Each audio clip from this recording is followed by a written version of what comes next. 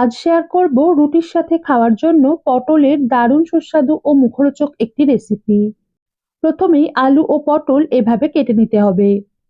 তারপর সর্ষের তেল গরম করে পটলের টুকরোগুলোর মধ্যে অল্প নুন ও হলুদ গুঁড়ো মিশিয়ে হালকা লাল করে ভেজে নামিয়ে রাখতে হবে। এবার শুকনো লঙ্কা, রসুন কুচি আর কালো জিরে ফোড়ন দিয়ে কয়েক সেকেন্ড সাঁতলে আলুর টুকরো দিয়ে প্রথমে নুন ছাড়াই 2 থেকে 3 মিনিট ভেজে নিতে হবে। এরপর নুন, হলুদ গুঁড়ো আর পেঁয়াজ কুচি মিশিয়ে ঢাকনা দিয়ে গ্যাস কমিয়ে আলু 80% সিদ্ধ হয়ে আসা পর্যন্ত ভেজে নিতে হবে।